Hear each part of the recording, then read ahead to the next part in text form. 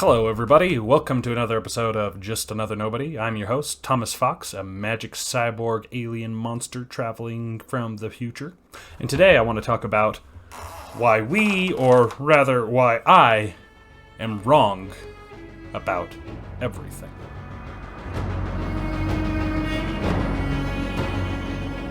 Why am I wrong about everything? And why are you probably wrong about everything? Now, when I say wrong, I'm using it in a very specific way, meaning if right and wrong were binary. If you were right, that means you were 100% accurate. And if you're wrong, that means you could be up to 99.9% accurate. I'm being a little obnoxious on purpose because our brains already want to be right or wrong. Period. I want to start off talking about cognitive biases and cognitive fallacies. Now, what's a bias? What's a fallacy? What's cognition? Just kidding. Hopefully most of you know what cognition means. Cognition just has to do with the processes of your brain, which is not a magic box where just magic thinky stuff happens. It's an actual organ, biological. It has blood running to it. It has electricity running through it, and little cells called neurons that all click together in this big matrix of wonderful thought. Now, what is a cognitive bias? A bias is sort of it's a word that has a lot of bias attached to it. What are biases and why do we have them? A bias is a shortcut that your brain takes to save mental energy in order to empower you to act when you have limited information. There's this wonderful chart. A guy named Buster Benson categorized a whole bunch of these cognitive biases into several categories. And I'll show those right here. Hey, look at that. Isn't that a pretty chart? 4 main reasons that we have biases is deciding what we should remember, because you can't remember everything. We need to act fast, so we can't wait until we have all the information. And then sometimes when we do have information, it doesn't give us enough meaning. And then last is not enough information. So our brains are trying to do 2 things. They're trying to save energy, and they're trying to make it so that we can act. Now, without these biases, we'd probably get frozen. If a lion is coming towards you, or a tiger, or a bear, whatever, oh my, if we were the type of beings who just sat and thought about, I wonder if that lion is actually going to eat me? Or chomp, chomp, chomp, chomp, chomp, chomp, chomp, chomp, chomp. You got to be able to act fast sometimes. But guess what? We don't have tigers attacking us out of our backyards every day. At least not in the United States where I live. Therefore, we can learn the ways that our brain leans, the shortcuts our brains take in order to avoid them. Now, a fallacy, very similar to a bias, but a bias is just our brain's natural leaning, and a fallacy is a bad argument, like a bad logical construction. So those are a few of the starting reasons why we are wrong about so many things.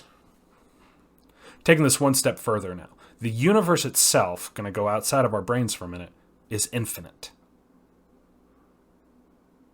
Now, sometimes we like to pretend that infinite is a number, but it's not a number.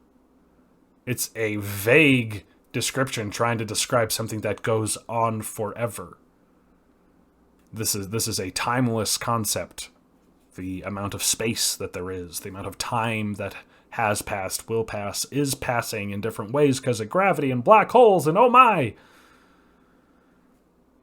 We humans like to be able to fit stuff into our brains. And so what we'll often do is we'll build little logical towers in our heads.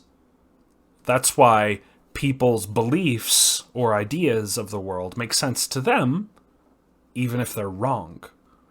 Because the map, which is what we have in our heads, is not the territory. In other words, the world.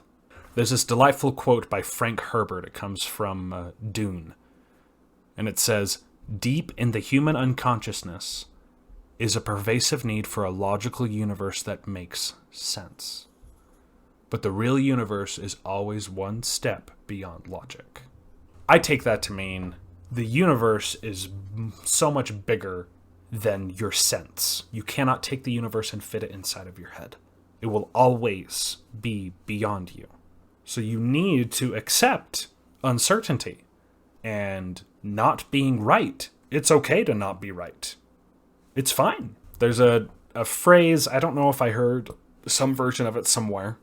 Absolutes are easy on the mind, but they are rarely true. I kind of came up with that quote.